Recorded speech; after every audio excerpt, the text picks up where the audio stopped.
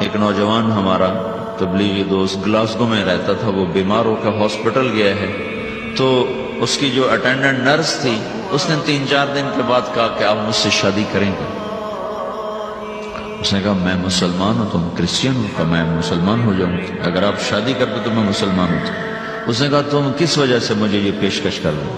وہ کہنے کہ میں 3 دن سے تمہیں دیکھ رہی ہوں تو کہ تم نے ایک دفعہ بھی نظر اٹھا کے مجھے نہیں دیکھا، میں نرس ہوں، میری زندگی یہاں گزری ہے، میں نے کوئی نوجوان ایسا نہیں دیکھا جو لڑکی کو دیکھ کے نظر جھکا لیتا ہو، میں پہلی دفعہ اپنی زندگی میں کسی کو دیکھ رہی ہوں کہ جب اس کے سامنے میں آتی ہوں تو اس کی نظر جھک جاتی ہے، تو مجھے یقین ہو گیا تیرے اندر سچائی ہے۔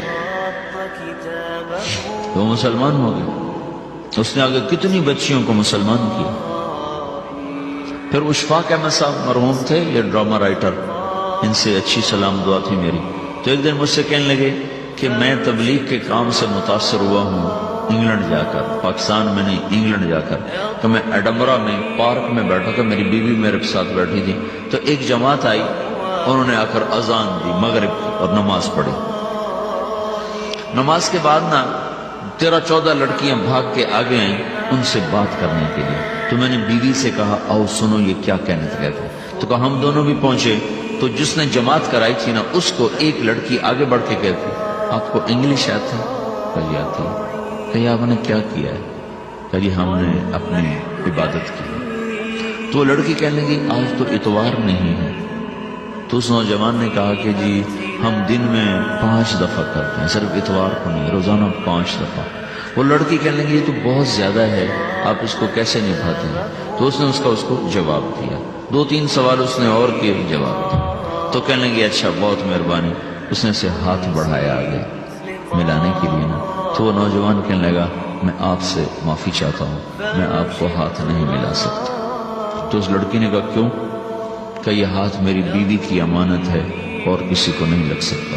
تو لڑکی کھڑی تھی، وہ زمین پہ گر گئی، صرف اس گود پر زمین پہ گر گئی، کھڑے کھڑے وہ زمین پہ گر گئی اور وہ بچوں کی طرح رونے لگی پھوٹ پھوٹ کے، اور کہنے لگی وہ لڑکی کتنی خوش قسمت ہے جس کے تم خامد ہو، کاش یورپ کے مرد بھی ایسے ہی ہوتے۔ جس رب نے نفسیات بنائی ہے وہ اگر کوئی عورت کپڑے اتار دے تو اس کی نفسیات بدل جاتی، چاہے وہ مغرب میں پیدا ہو چاہے وہ مشرق میں پیدا ہو۔ عورت کی نفسیاتی حیا ہے اور وفا ہے، کسی وفادار کی تلاش ہے، تو وہ اس کو پتہ بھی نہیں ہے کہ مشرق کا حیا کیا ہے، لیکن وہ اس کو اللہ نے عورت بنایا ہے، اس کے اندر کی وہ نہیں مر سکتی چیز۔ کاش یورپ کے مرد بھی ایسے ہوتے۔ اور آنسو پوچھتی ہوئی وہاں سے اٹھ کے چل دی۔ تو اشفاق صاحب مرحوم کہنے لگے میں نے اپنی بیوی سے کہا بانو آج وہ تبلیغ ہوئی ہے کہ لاکھوں کتابیں بھی چھپ جاتی، وہ کام نہ ہوتا جو یہ نوجوان اپنے عمل سے کر دیا۔ تو میرے عزیزو کٹی پتنگ نہ بنو، اپنی کٹی پتنگ کی منزل کوئی نہیں رہتی۔ اللہ اس کے رسول کے ہاتھ میں اپنے ڈور دے کے چلو، اللہ اس کے رسول کی غلامی میں اپنے آپ کو چلاؤ تو اللہ تمہیں بھاگ لگائے، عزت بھی دے گا۔ اپنی منمانی میں کوئی راحت نہیں، اللہ کی قسم کوئی راحت نہیں۔ 6 بر اعظم پھر کے تمہیں بتا رہا ہوں کہ جو اپنی ترتیبوں پر چلنے والوں کے دکھ آپ لوگ اندازہ نہیں لگا سکتے۔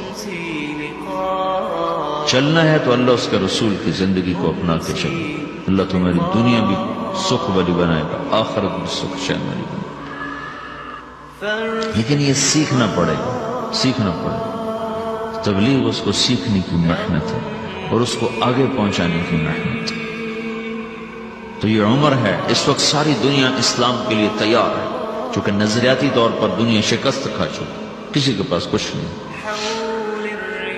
تو ہمارے پاس ایک ایسا خوبصورت نظریہ ہے کہ جو ان کو بڑی تیزی سے اپنی طرف کھینچ سکتا ہے، اور اللہ کا احسان ہے کہ تیزی کے ساتھ نسلوں کا رخ اللہ کی طرف ہو رہا ہے۔ تھوڑی ہمت کرو، چھٹیوں کا وقت تبلیغ میں دو، باقی وقت اپنی تعلیم کو دو، گھر جاؤ تو ماں باپ کے خادم بن کے رہو، نوکر بن کے رہو۔